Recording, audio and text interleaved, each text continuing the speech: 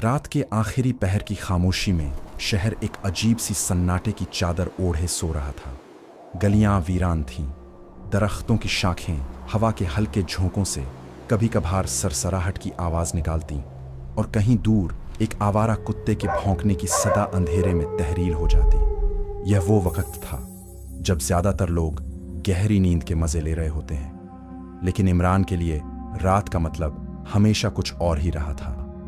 इमरान ने कमरे की लाइट बंद की, बिस्तर पर लेट गया और फोन पर एक नई कहानी चलाई। आवाज मध्यम थी, लेकिन अल्फाज की गिरफ्त ऐसी कि दिल की धड़कन तेज कर दे। कहानी एक नौजवान की थी जिसने कब्रिस्तान में किसी जिन्न से बात करने की कोशिश की और फिर अचानक आवाज रुक गई। फोन की स्क्रीन साकित हो गई। इमरान ने चौंक कर देखा। कमाल है, नेटवर्क तो सही है, वह बड़बड़ाया। फोन एक तरफ रख दिया। कमरे में मुकम्मल अंधेरा था, सिर्फ खिड़की से चांद की हल्की सी रोशनी अंदर आ रही थी। इमरान करवट बदलने ही वाला था कि अचानक उसे यूं लगा जैसे कमरे में कोई और मौजूद हो। सांसें भारी सी हो गईं, माहौल बोझिल, लेकिन इमरान ऐसा नहीं था जो डर के लिहाफ में छुप जाता। उसने आहिस्तगी से आंखें खोली और अंधेरे को टटोलती निगाहों से देखा। हो सकता है वहम हो, उसने दिल में सोचा, मगर माहौल, खामोशी, दबाव, सब कुछ बता रहा था कि कुछ तो है। फिर एक सरगोशी उसके कानों में उभरी। क्या तुम वाकई हमें देखना चाहते थे? इमरान का दिल एक लम्हे को धड़क उठा, लेकिन फौरन संभल गया और धीमी आवाज में बोला, हाँ, लेकिन मैं तुम्हें चैलेंज नहीं कर रहा, न ही तुम्हें बेवजह नाराज करना चाहता हूं। बचपन से कहानियां सुनता आया हूं, कभी सोचा नहीं था कि हकीकत में बात हो जाएगी। अगर तुम वाकई मौजूद हो तो मैं सिर्फ तुम्हें देखना चाहता हूं। इमरान 25 साल का एक आम सा नौजवान, मगर उसकी आंखों में एक गैर मामूली तजस्सुस की झलक थी। वह पुरानी पुरसारार कहानियों, जिन्नात के किस्सों और भटकती रूहों की हिकायतों में डूबा रहता। बचपन में वो अपनी दादी की कहानियों का दीवाना था। कभी किसी वीरान हवेली की जिन्नी, कभी चौराहे पर दिखाई देने वाला काला साया, कभी कब्रिस्तान के करीब सरगोशियां करती कोई रूह।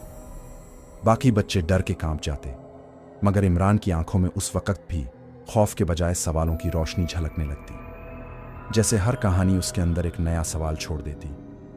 क्या ये सब हकीकत है या महज वहम? अब जबकि वो बड़ा हो चुका था, ये सवाल और भी गहरा हो गया था। दोस्त अक्सर उसका मजाक उड़ाते, यार इमरान, ये सब पुरानी बातें हैं, आज के ज़माने में भला कौन इन बातों पर यकीन करता है? मगर इमरान को फर्क नहीं पड़ता। उसका उसूल सीधा था, जब तक हकीकत की जड़ तक न पहुंच जाओ, फैसला मत करो।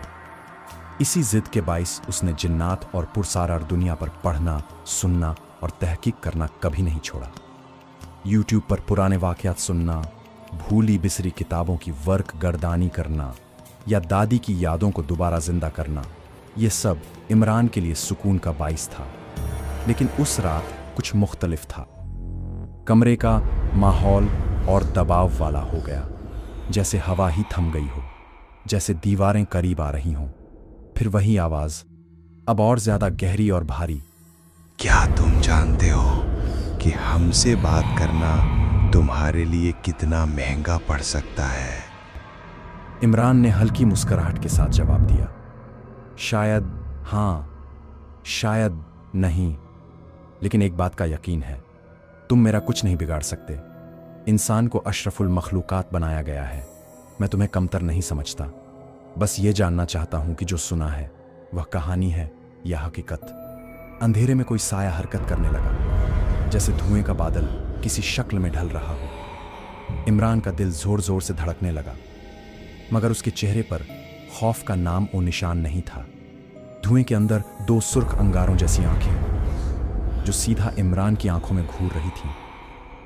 इमरान का दिल तेज धड़क रहा था, लेकिन उसके लबों पर अब भी सुकून था। वह आहिस्ता आहिस्ता बोला, अगर तुम हकीकत हो तो सामने आ जाओ, मुझे तुम्हें देखने से डर नहीं लगता। अचानक खिड़की जोर से धड़ाम से बंद हुई, पर्दे खड़खड़ाए और कमरे की हवा एकदम ठंडी हो गई। इमरान ने महसूस किया जैसे सांस लेना मुश्किल हो रहा हो। वह धुआं अब उसके बिस्तर के पास आकर रुक गया।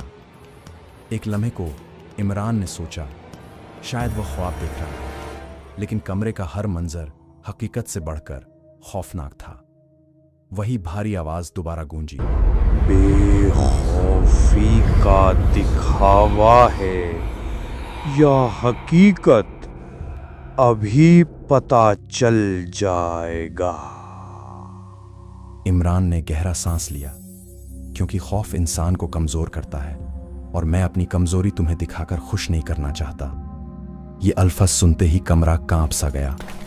दीवारों से खराशें निकलने लगीं, जैसे कोई नाखूनों से उन्हें कुरेद रहा हो। छत से मिट्टी के झर्रे झड़ने लगे। इमरान के कमरे की दरारों में से सीटियां बजाती हुई ठंडी हवा अंदर घुस आई।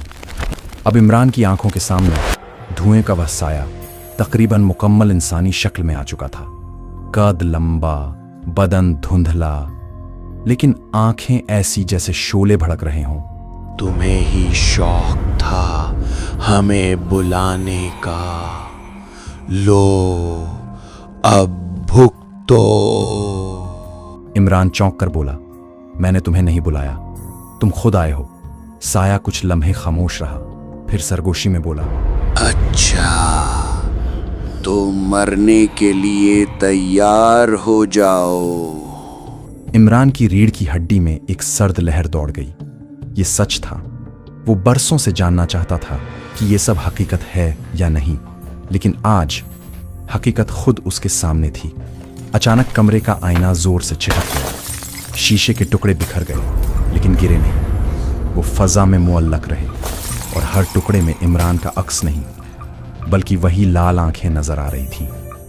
इमरान ने एक लम्हे को आंखें बंद की, लेकिन अगले ही लम्हे खोल दी। अगर ये सब हकीकत है तो मुझे ये भी जानना है कि तुम मुझसे चाहते क्या हो। साया करीब आया। अब उसकी सरगोशी करीब करीब इमरान के कान से टकरा रही थी। हम चाहते हैं तुम हमारे साथ चलो। ये सुनते ही इमरान का जिस्म एक झटके से कांप गया। उसने तेजी से पीछे हटने की कोशिश की, लेकिन उसका बदन जैसे बिस्तर से चिपक गया हो। सांस भारी, नब्ज तेज। कमरा मजीद तंग होता महसूस हो रहा था। दीवारें करीब आ रही थीं और उस साए के अंदर से अब कोई और आवाज भी आने लगी थी, जैसे सैकड़ों लोग एक साथ सरगोशी कर रहे हों। चलो हमारे साथ चलो। इमरान ने पूरी ताकत से चीखने की कोशिश की, मगर आवाज उसके हलक में ही दब गई। अचानक बिस्तर के नीचे से ठंडा धुआं उठने लगा। उस धुएं ने इमरान के पांव को घेर लिया। ठंडक ऐसी कि जैसे बर्फ का टुकड़ा गोश्त के अंदर घुस रहा हो। और फिर कमरे की लाइट एक लम्हे को जल उठी, सिर्फ एक लम्हे को। इमरान ने देखा उस धुएं के अंदर सिर्फ एक साया नहीं था, बल्कि दर्जनों साए खड़े थे। सबकी आंखें दहकते अंगारों की तरह लाल, सबकी सरगोशियां एक दूसरे में घुलकर खौफनाक शोर में बदल रही थीं। तुम अब हमारे हो। इमरान के जिस्म पर ठंडी पसीने की बूंदें फिसलने लगी। उसने पूरी ताकत से खुद को हिलाने की कोशिश की, मगर बदन जैसे पत्थर का हो चुका था। बिस्तर से जुड़ा हुआ, सांस तेज, दिल की धड़कन कानों में गूंज रही थी। एक साया आगे बढ़ा, उसका धुएं सा हाथ इमरान के सीने पर रखा। लम्हा भर को इमरान को लगा जैसे उसका दिल जकड़ा जा रहा है। इमरान ने कांपती हुई आवाज में कहा, मैं तुम्हारे साथ नहीं जाऊंगा। साया एक भारी कहके के साथ बोला, तुम्हारे पास इख्तियार नहीं है।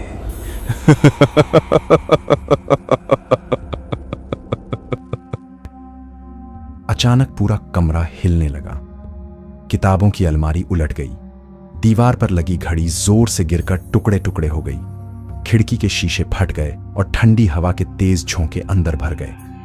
इमरान ने आंखें बंद की और पूरी हिम्मत से चीखा, मुझे अल्लाह पर भरोसा है, तुम मेरा कुछ नहीं बिगाड़ सकते। एक लम्हे को सब कुछ रुक गया। सायों की आवाजें खामोश हो गईं। हवा थम गई। फिर वही साया जो सबसे आगे था सरगोशी में बोला, ईमान तुम्हारे पास ये है, शायद तुम अभी के लिए बच जाओ, लेकिन याद रखना कि हम तुम्हारा पीछा कभी नहीं छोड़ेंगे। ये कहते ही सब साए धुएं में तहरील होने लगे। लाल आंखें एक एक करके बुझ गईं। कमरा फिर खामोश हो गया। सिर्फ चांद की मध्यम रोशनी खिड़की से अंदर आ रही थी। इमरान का बदन आजाद हो गया। वो हांफते हुए बिस्तर पर बैठ गया। हाथ कांप रहे थे, मगर आंखों में अब भी वही तजस्सुस था। उसने आहिस्ता से खुद से कहा, यह वहम नहीं था, यह हकीकत थी। फिर उसकी नजर फर्श पर पड़ी। वहां एक जला हुआ निशान बना हुआ था, जैसे किसी ने आग से फर्श पर हाथ रखा हो।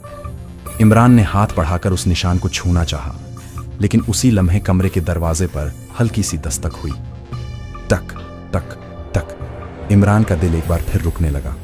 वो जानता था घर में तो वो अकेला था। उसने आहिस्ता से दरवाजे की तरफ देखा। दस्तक फिर हुई। क्या मैं अंदर आ जाऊं? लेकिन आवाज इंसान की नहीं थी। वही भारी, धुंधली, पुरस्रार आवाज। इमरान ने कांपते हुए आंखें बंद कर लीं, और इसी के साथ कमरे की लाइट मुकम्मल बुझ गई। अंधेरा, मुकम्मल अंधेरा।